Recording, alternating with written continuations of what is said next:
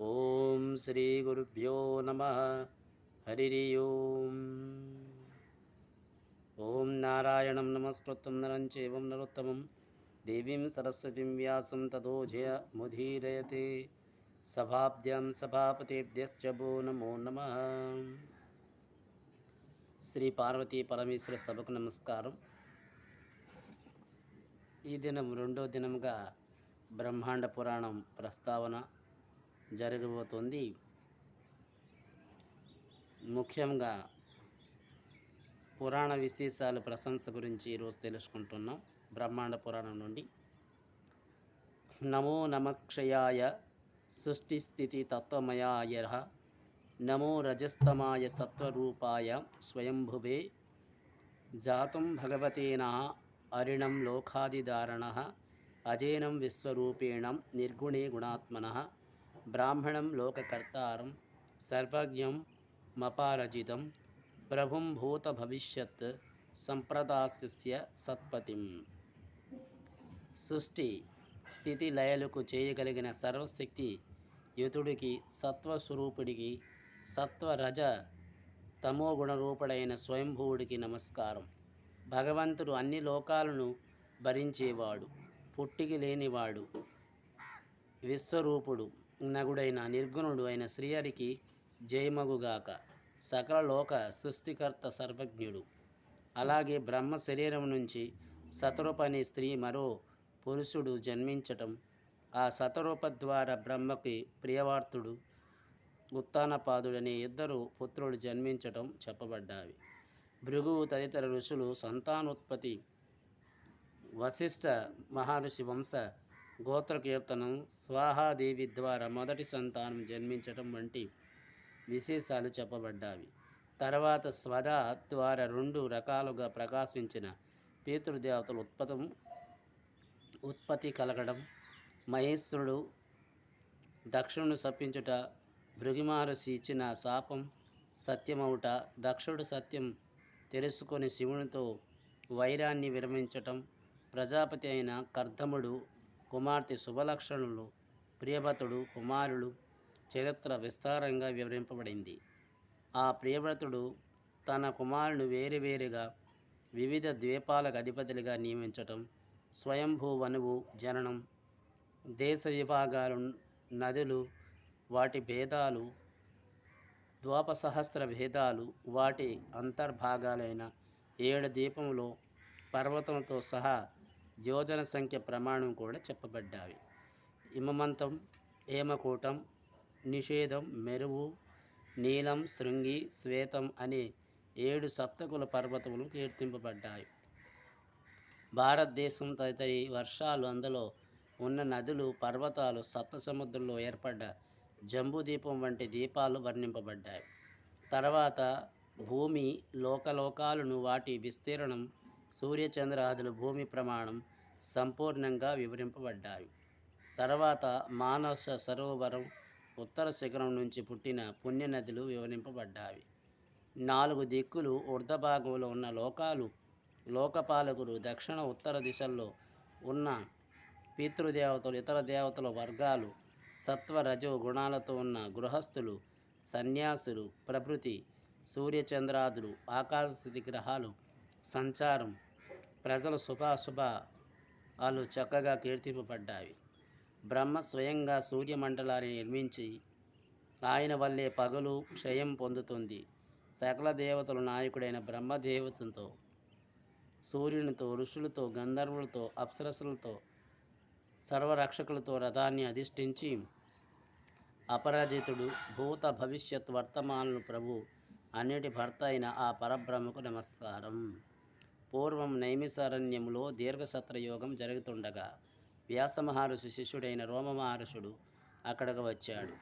ఆయన స్వాగతించి సత్కార్యాలు జరిపిన తర్వాతే అక్కడ ఉన్న ఋషులందరూ ఆయనకు నమస్కరించి చిత్ర విచిత్రమైన ఈ సృష్టి ఏ విధంగా ప్రారంభమైంది, ఏ వంశాలను వారు పృథివిని పరిపాలించారు అనే విషయాలు చెప్పమని కోరారు. వారి కొరకై మన్నించిన రోమ మహర్షి ఇలా వారికి చెప్పడం ప్రారంభించాడు. మహర్షులారా, నా గురుదేవులు భగవాన్ వ్యాస మహర్షి అనేకాది నాకు ఇది చెప్పడం జరిగింది. దాన్ని మీకు చెప్తున్నాను.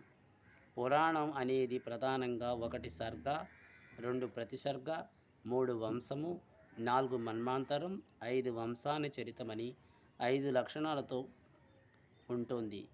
ఈ బ్రహ్మాండ పురాణంలో మొదటిది ప్రక్రియాపాదం. ఇందులో ఈ పురాణంలో చెప్పబడిన కథాభాగం సంక్షిప్తంగా చెప్పబడుతుంది. అలాగే పూర్తి విశేషాలు సవిరంగా, అనుషంగంగా, ఉపార్గతంగా, ఉపసంహారమని పాదాలతో క్రమంగా చెప్పబడ్డాయి.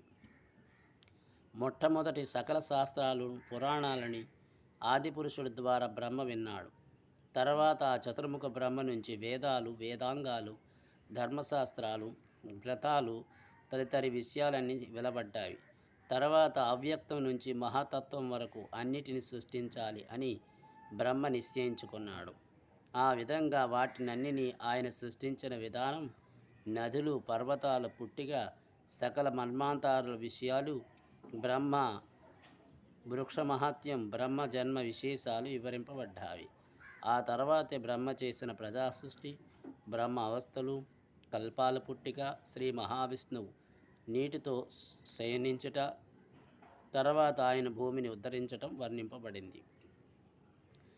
కల్పం నిర్వచనం, బ్రహ్మ చేసిన 9 రకాల సృష్టి, ముల్లోకాల్లో సృష్టి, బ్రహ్మ శరీరం నుంచి ధర్మం వంటివి ఆవిర్భవించడం చెప్పబడ్డాయి.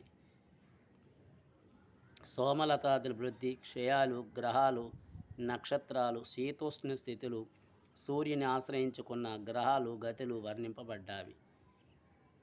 పురుడు మహత్వం, మహాతత్వం, పర్వతాలు, నదులు, స్వర్గలోకాన్ని, అధిలోకాలను పొందినవారు, ఆయన 2 రకాల పితృదేవతలు, వారికి సంబంధించిన శ్రద్ధ విధిచే కలిగి ఫలితాన్ని, యోగ ప్రమాణం, 4 యుగాలలో ఉన్న ధర్మస్థితి, ఋషుల ప్రవర్తన, వసువులకి పట్టిన అధోగతి, స్వయంభూ మను వృత్తాంతం, 4 యోగాల్లో అంటే యుగాల్లో అవస్థలు, కలియుగ విశేషాలు, మన్వంతరాల వాటి విశేషాలు తదితర విషయం వర్ణింపబడ్డావి. ధ్రువుడు వినాశం, ఇక్షాదిక వంశములు సంక్షిప్త చరిత్ర, యువాతి వైవంశుల చరిత్ర వర్ణింపబడింది. క్రోధ, జమగుడు, దేవవృతుడు, అంధకుడు, దుష్టి, విశోరథుడు, మణిరత్నుడు, సూర్యుడు తదితరుల చరిత్రలు. ఆ తర్వాత ఋషుల సంతానం, ఒకే వంశంలో జన్మించిన కంసుడు, దుర్మార్గం,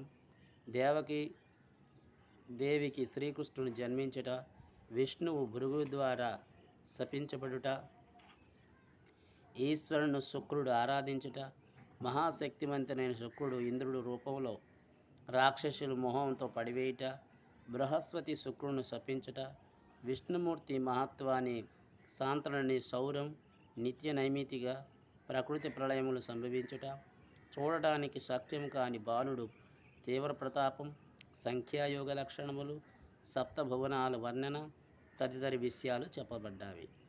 పాపాత్ములకి రౌరవాది నరకములో శిక్షలు పడటం, జనన మరణాత్మకమైన సంసార జీవనం, ధర్మాన్ని ఆశ్రయించి కలిగి ఊర్ధలోకాలు, అధోలోకాలు, గతులు, బ్రహ్మకు కూడా శాశ్వతత్వం లేకపోవడం, దుర్లభమైన మోక్షాన్ని పొందే ఉపాయం, శక్తికి వశిష్ఠ మహర్షి జన్మించుట, వశిష్ఠునికి పరాశరుడు జన్మించుట, ఆ పరాశరునికి సత్యవతి అనే ఆమె ద్వారా వ్యాసుడు జన్మించుట, ఆ వ్యాసునికి సుఖమహర్షి పుత్రుడిగా జన్మించుట, పరాశరునికి విశ్వామిత్రుడి మీద ద్వేషం కలుగుట, విశ్వామిత్రుని వధించాలని వశిష్ఠుడు అగ్ని ప్రయోగించటం, దైవ విధి వల్ల అది తప్పటం, ఈశ్వర అనుగ్రహంతో వ్యాసుడు ప్రయోగించటం, దైవ విధి వల్ల అది తప్పడం, ఈశ్వర అనుగ్రహంతో వ్యాసుడు ఒకటిగా ఉన్న వేదాలను 4గా విభజించడం, అతని ప్రశిష్యుల ద్వారా వేదాలు వ్యాప్తి చెందటం, పూర్వం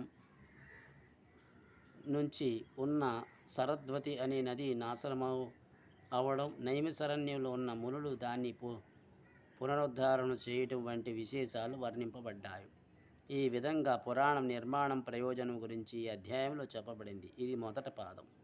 పురాణానికి సంబంధించిన అన్ని విషయాలు ఈ మొదటి పాదంలో సంగ్రహంగా చెప్పడం జరిగింది. ఎవరైతే ఇంద్రియ నిగ్రహంతో ఈ అధ్యాయాన్ని అధ్యయనం చేస్తాడో అతడు ఆ పురాణం సమగ్రంగా అర్థమవుతుంది. సంఖ్యోపరంగా ఉపనిషత్తు సహితంగా 4 వేదాలను అధ్యయనం చేసిన విప్రుడు ఇతిహాస పురాణ సహితంగా వేదాన్ని శిష్యులకు వివరించాలి. ఇలా కాకుండా అల్పజ్ఞానంతో వేదాన్ని వివరిస్తే ఆ వేదాలయ్యా అతను నన్ను అపహరిస్తున్నాడని భయపడతావి. తర్వాత విశ్వకర్మ వచ్చి ఆ బంగారంతో